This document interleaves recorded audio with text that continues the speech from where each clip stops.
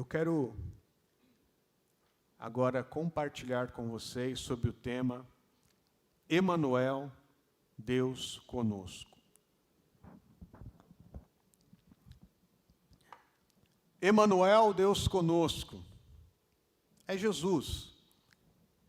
Nós colocamos ali, daqui a pouco nós vamos colocar ali, pela fé. Quando chegar ali, vocês me avisam, tá? Uma imagem. Chegou? Glória a Deus, chegou. Está ali. Uma imagem que, de uma certa forma, reflete um pouco daquilo que nós vamos tratar aqui esta manhã. Estamos diante da mesa da comunhão, da mesa do Senhor. Precisamos discernir o pão e o cálice para que a gente possa entender o nosso papel como igreja de Cristo. E essa imagem retrata, que simboliza o Emanuel, o Deus conosco. É aquele que está constantemente caminhando junto conosco. Mais do que essa expressão aqui, ela é física, a gente consegue ver, né, um homem ali representando Jesus, caminhando com uma outra pessoa, mas nós sabemos que o Deus conosco está em nós. É muito mais íntimo, muito mais próximo do que está ao lado. Essa visão ao lado, ela ainda é equivocada. Ele está em nós, né? O Senhor está em nós. O Emanuel, o Deus conosco, é aquele que está em cada um de nós. E esse texto, irmãos, do Novo Testamento, ele é escrito na promessa, no Evangelho de Mateus, capítulo 1 e verso 23. Mateus, capítulo 1, verso 22 e 23, que diz assim: tudo isso aconteceu para que se cumprisse o que o Senhor dissera pelo profeta: a virgem ficará grávida e dará à luz um filho, e lhes chamarão Emanuel, que significa Deus conosco. O profeta citado aqui é o profeta Isaías. Nos escritos, no livro do profeta Isaías, essa profecia ela é tratada. Na cabeça do profeta Isaías era para um momento que ele vivia da sua história, 900 anos antes da vinda de Jesus, aproximadamente. Alguns dizem 700 anos, aproximadamente. Mas, irmãos, o profeta, muitas vezes, quando ele traz uma palavra, ele não sabe, não é o reflexo daquilo que Deus está tratando. Mas aqui no Novo Testamento, na plenitude dos tempos, o evangelista, vendo tudo aquilo que já havia acontecido na vida de Jesus, ele lembra da profecia de Isaías e ele cita essa profecia. Então, a gente vê aqui, irmãos, que Deus, ele cumpre a sua promessa nos mínimos detalhes. Cada detalhe profético da vida de Jesus aconteceu e foi registrado nos evangelhos, para que a gente entenda isso. Deus está no controle de todas as coisas e cada detalhe é conduzido pelo Senhor. Nada é um acaso, por um acaso, aconteceu. Não. Deus continua no controle de todas as coisas, em cada detalhe das nossas vidas, né? Para que se cumprisse essencialmente ali as Escrituras, o menino nasceu de uma virgem, e o seu ministério aqui é Emanuel, Deus conosco. E eu vou falar muito sobre isso, Emanuel, Deus conosco. Somente em Jesus vemos como é Deus e como deveria ser o homem, como deveria ser o ser humano. Na época do Antigo Testamento, em que nós ainda não éramos casa e habitação do Senhor em espírito, o homem ele tinha uma noção de quem era Deus. Em alguns momentos, os profetas vinham com uma palavra de Deus para que a humanidade, o povo, pudesse ter um entendimento de quem era Deus. Mas Deus era invisível. Deus, a humanidade e o povo andava ali com aquilo que Deus ia entregando a partir dos profetas, ia falando a partir dos profetas. O entendimento de Deus era muito diferente do que é hoje, no nosso tempo. Hoje nós vivemos no tempo da maior revelação de Deus para a humanidade. Aquilo que era um símbolo, agora é uma realidade espiritual, nós temos acesso a essa verdade e a essa realidade. Então, antes de Cristo Jesus, o povo tinha uma noção, ou a possibilidade de ter uma noção de quem era Deus. Agora, com a vinda de Jesus, isso muda, porque em Jesus Cristo nós vemos a máxima expressão do Deus vivo. Colossenses diz, ele é a imagem do Deus invisível. A imagem do Deus invisível, aquilo que era invisível, que ninguém conseguia ver, ela é encerrada agora em um homem, Jesus Cristo, o Senhor. Ele é a imagem do Deus invisível. Agora, sendo a imagem do Deus invisível, e nós vimos que ele nasceu da Virgem, ele nasceu de Maria, ele foi concebido pelo Espírito Santo, ele é 100% Deus e 100% homem. Por isso, ele é o único que tem a capacidade de intermediar o nosso relacionamento com o Pai.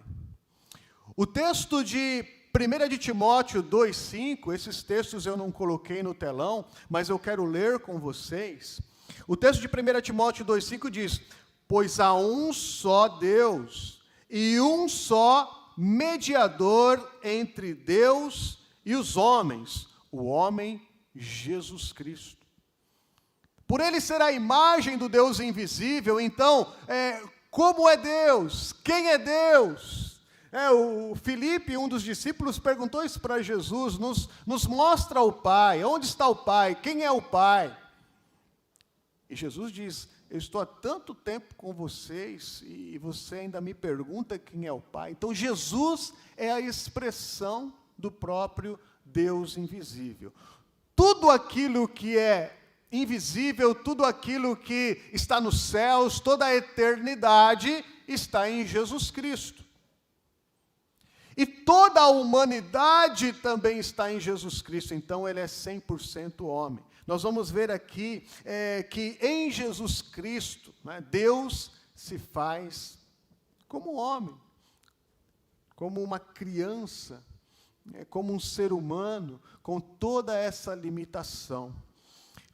Nele, ele é a ponte entre as pessoas, entre nós e o Deus invisível. Ele é o único que pode nos ligar a Deus. Qualquer outra ideia, qualquer outra filosofia, qualquer outro pensamento, qualquer outra religião, ela pode acalmar o ser humano, ela pode fazer com que o ser humano fique meio conformado com a sua vida, ela pode trazer algumas respostas para que a pessoa seja bem-sucedida nessa vida. O único que pode ligar o ser humano a Deus é Jesus Cristo. Ele é a nossa verdadeira fé, a nossa verdadeira religião. Jesus é o Criador de todas as coisas. Jesus é o recriador das almas perdidas. A Bíblia diz que no princípio era a palavra, e a palavra, se referindo a Jesus, estava com Deus e era Deus. Jesus estava no princípio criando todas as coisas. A Bíblia diz, façamos o homem a nossa imagem e semelhança. Jesus estava ali criando todas as coisas.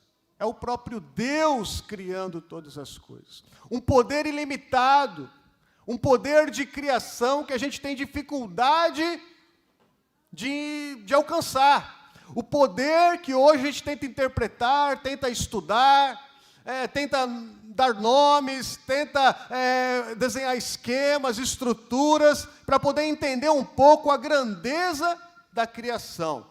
Jesus estava lá criando cada detalhe daquilo que nós conhecemos, de coisas que a gente nem conhece direito.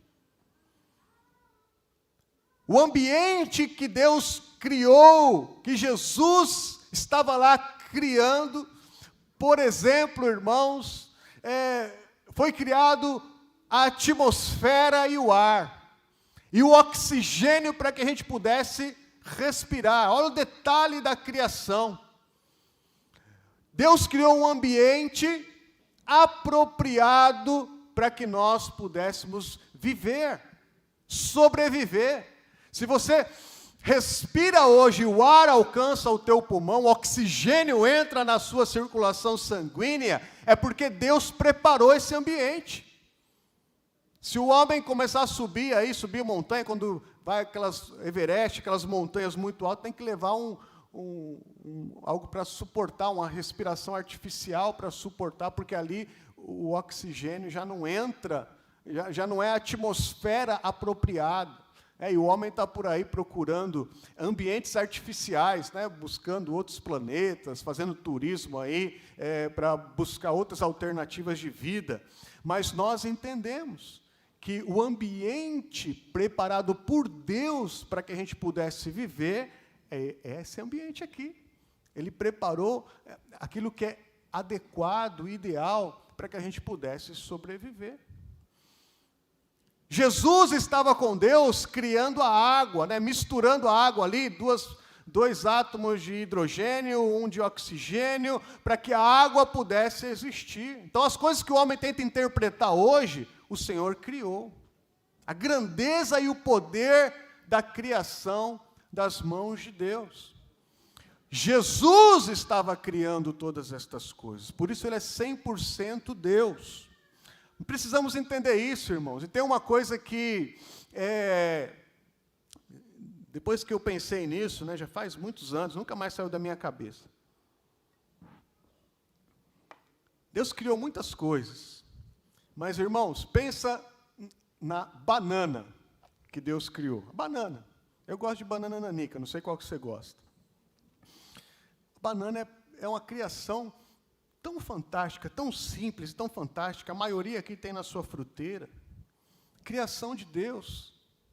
É uma fruta que ela está ali fechadinha, hermeticamente fechada, encapsulada, limpinha, pura, né, para a gente comer a hora que a gente sentir aquela fome entre o café da manhã e o almoço. Né? Quem está de regime, né, entre o almoço e o jantar, é uma bananinha. Né? E aí, irmãos, qualquer criança pega aquela fruta e com 2 dedinhos abre aquela embalagem e a fruta está ali. E se ela tiver com a mãozinha suja, não tem problema, porque a própria casca, né, protege ali a fruta. A perfeição dos detalhes da criação de Deus. Jesus estava em tudo isso. É difícil da nossa cabeça alcançar toda essa criação. E ele vem da Virgem. E ele vem de uma forma tão simples. Imagine isso. Então, o Criador de todas as coisas, da atmosfera, dos átomos, do ajuntamento das moléculas, das células, criou tudo isso que a gente tenta entender hoje. Ele se desfaz da sua grandeza, da sua glória, do seu poder ilimitado, e ele toma a forma de um ser humano. Veja, ele mesmo toma a forma celular, irmãos. O Criador de todas as coisas, agora no ventre de Maria, toma uma forma celular, que começa a se multiplicar até se transformar num embrião. Veja, o tamanho, o amor e a entrega de Jesus não foi só na cruz do Calvário. A gente precisa entender um pouco mais da profundidade dessa entrega. A entrega de Jesus, ela é quando ele se desfez de toda a sua glória. E e ele veio primeiramente habitar no ventre de Maria. A vida começou ali. Por isso que a gente que entende esses princípios da palavra de Deus, a gente tem um pensamento diferente a respeito do aborto. O aborto não é uma política pública de controle da população. Se a gente for tratar a questão social, imagine se Jesus viesse, então, num tempo como hoje, nascendo no ventre de uma mulher que ainda não era casada. O risco de vida que ele correria. Então, por isso ele é o único intercessor entre Deus e o homem. Tudo aquilo que nós experimentamos, Deus em Jesus Cristo experimentou, desde a concepção e nascimento até a morte. Ele conhece toda a trajetória do ser humano. Ele de fato pode dizer, eu sei como é que é. Eu sei como é. Eu entendo a limitação humana. Ele sentiu na sua própria pele. Imagina, na primeira infância, como um bebê de colo, Jesus não sabia falar, não sabia ir ao banheiro, não sabia comer sozinho. Ele se fragilizou em amor da minha vida e da sua vida. Ele é o Emanuel, o Deus conosco, porque ele, de fato, irmão, se identifica totalmente com a minha vida e com a sua vida. A vinda de Jesus implica mais do que um ato sacrificial. Revela também o compartilhar de Deus da experiência humana. Então Deus, Criador, Ele vem compartilhar da nossa experiência humana. Jesus Cristo teve que experimentar tudo o que a gente experimenta como ser humano. Os conflitos, as limitações, que se não dormir vai sentir sono, de que se não comer vai sentir fome, de que se ficar alguns dias sem beber água, corre risco de vida. Toda essa limitação estava no físico de Jesus e ele experimentou. Experimentou caluniarem, mentirem a respeito dele, traírem, abandonarem, não compreender aquilo que era o amor, a expressão do amor de Deus. Ele experimentou tudo isso. As dificuldades de relacionamento.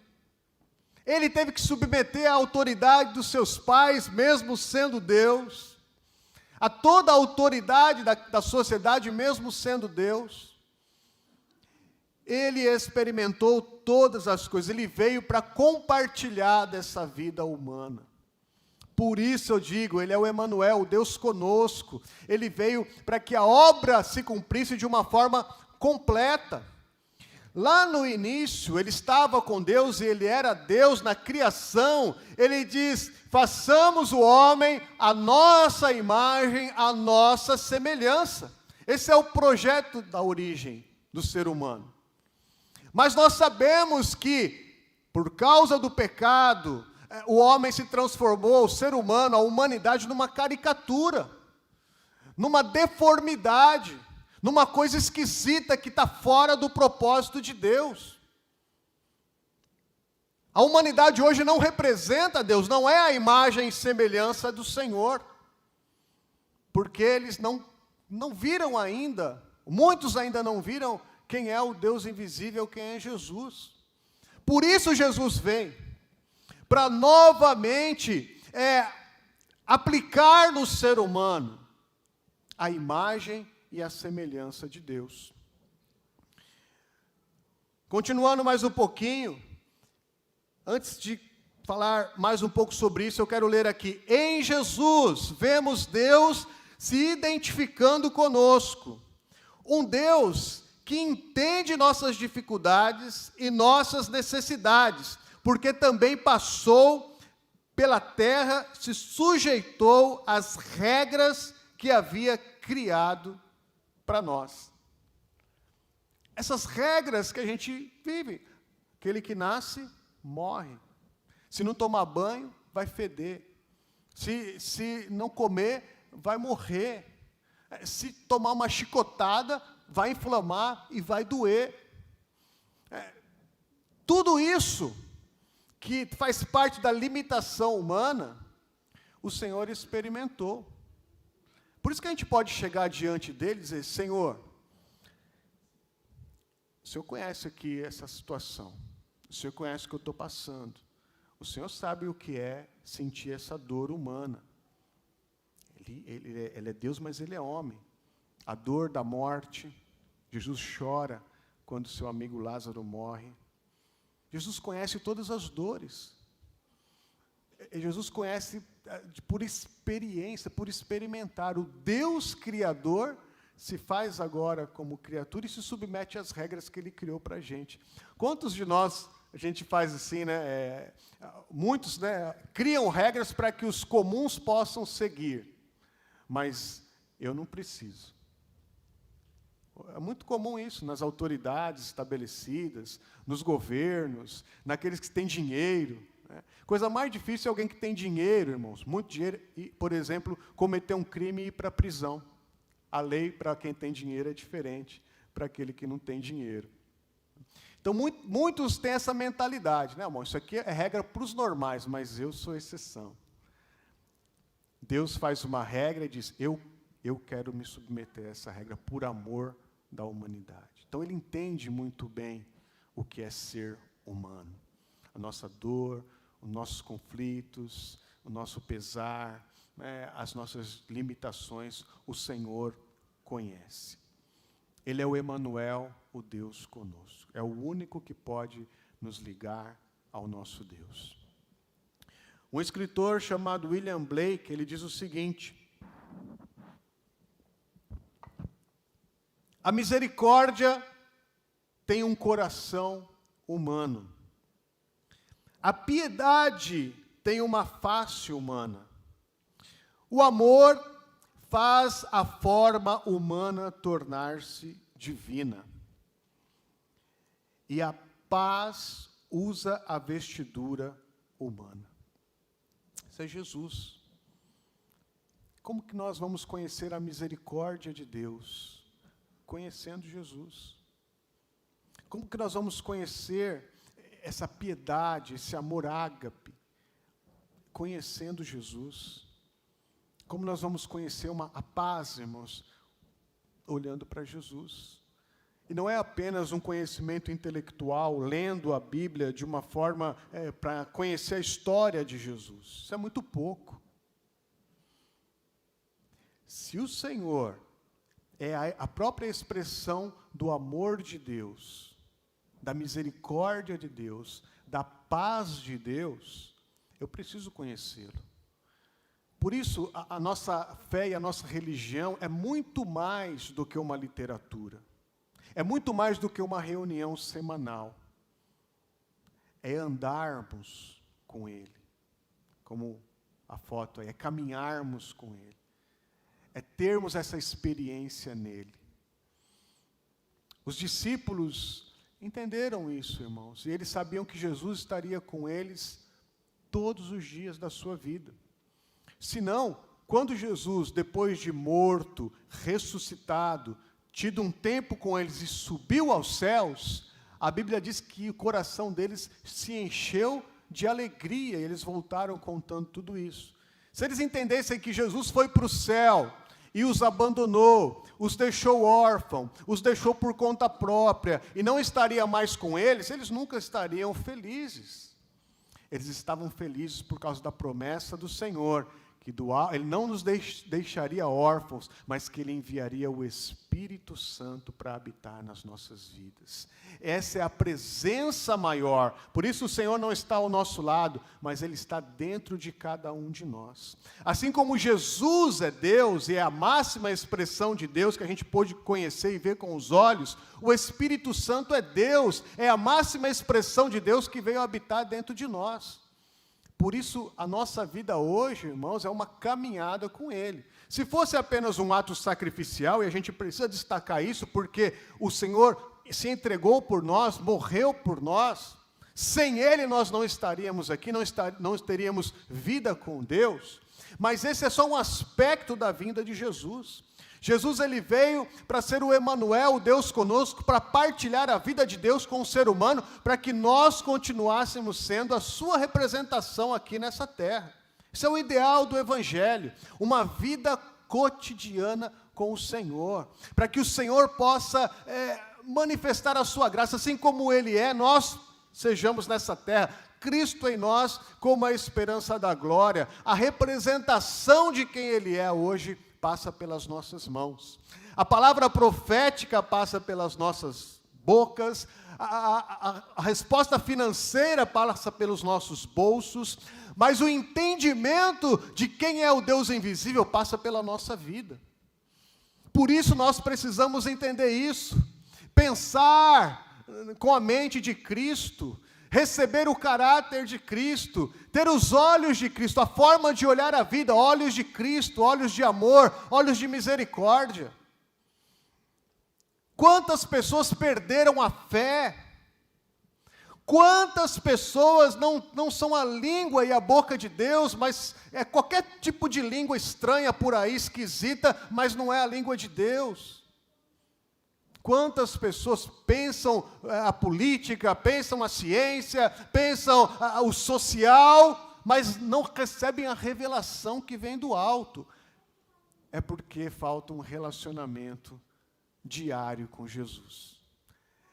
Jesus está no nosso meio, entre nós, e habita dentro de cada um de nós. E o quanto nós nos identificamos com Jesus.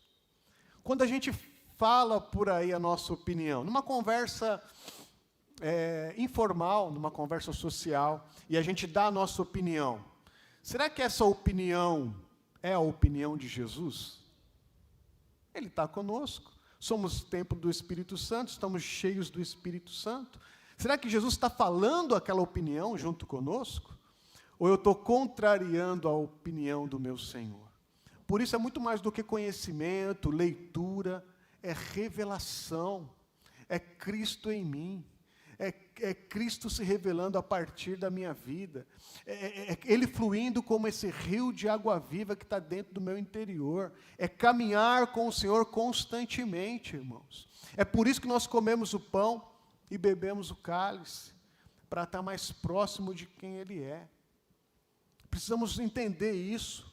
Se Ele pagou esse preço, sendo o Criador de todas as coisas, o sustentador de tudo que há, o eterno, Ele pagou esse preço se esvaziando e vindo na forma de um embrião, eu preciso dar uma resposta para isso. Eu preciso me posicionar. É claro que a salvação vem pela graça, por aquilo que Ele conquistou, mas nós temos um raciocínio, nós prestamos um culto inteligente e racional a Deus, e com a inteligência que Ele nos deu, eu preciso dar uma resposta para Ele. Eu preciso me posicionar diante dessa verdade, desta realidade, da sua entrega em favor da minha vida. É uma decisão que eu preciso tomar. Um missionário chamado David Livingstone, um missionário escocês, médico, dedicou toda a sua vida ao Evangelho, pregou na África, abriu caminho na África nos anos de 1800 e alguma coisa, estabelecendo as missões em vários países africanos. O homem que encarou a vida para poder ser a extensão de Jesus nessa terra. E ele escreveu o seguinte no seu livro: Deus, é uma oração, Deus, envia-me para qualquer lugar, desde que vás comigo.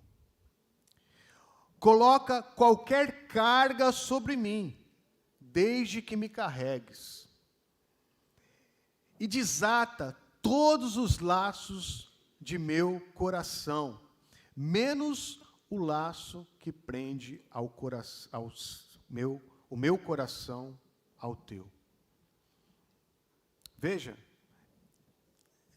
eu vou para qualquer lugar, Senhor. Me manda que eu vou, eu faço, eu trabalho, desde que o Senhor esteja comigo. Eu preciso desse relacionamento contigo. Eu preciso que o Senhor esteja comigo. Se eu souber que o Senhor está comigo, eu encaro. A carga, a mais difícil carga de suportar, Senhor, se é para eu suportar, me carrega. A gente lembra da poesia dos passos na areia, né? Por isso que Jesus não está do lado, mas está em nós. Quando precisa, Ele nos carrega. Me carrega. Se eu me carregar, esse fardo eu suporto. Mas o que mais me impressiona, irmãos, é a última frase. Desata todos os laços de meu coração, menos o laço que prende o meu coração ao teu. Quantos laços, e o laço aqui pode ser também interpretado como uma armadilha, cair num laço. Quantos corações estão presos em laços de engano? Estão desviados num laço de engano. Estão atados em laços de engano.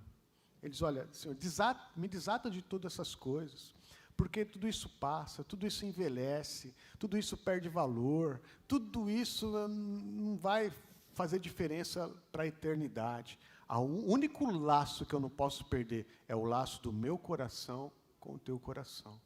Esse vínculo com o coração de Jesus. É isso que tem que fazer diferença na minha vida e na sua vida. O Emanuel, o Deus conosco, ele bate a porta, ele quer entrar, ele quer participar do meu sentimento, ele quer participar do meu pensamento, ele quer participar das minhas atitudes. Eu creio no Jesus assim, irmãos, que eu deito e Ele está comigo, eu acordo, Ele está comigo, eu vou pensar em alguma coisa que eu vou fazer, Ele está comigo nos meus pensamentos. Se o meu sentimento começa a ficar ali, Ele traz o equilíbrio para os meus sentimentos. Esse é o meu Jesus, é o Deus comigo, é o Deus que habita em mim, é o Deus que me aconselha, é o Deus que faz com que eu pense dentro do seu pensamento. É nessa caminhada que nós podemos ser, de fato, uma representação do Senhor nesta terra. Eu quero terminar aqui com alguns versículos de Hebreus, os primeiros versículos do capítulo 1. Os irmãos que vão me ajudar aqui a servir a ceia, com a adoração, podem já ir se preparando. Mas Hebreus, preste atenção em mim, Hebreus 1 diz: há muito tempo, Deus falou muitas vezes e de várias maneiras aos nossos antepassados por meio dos profetas.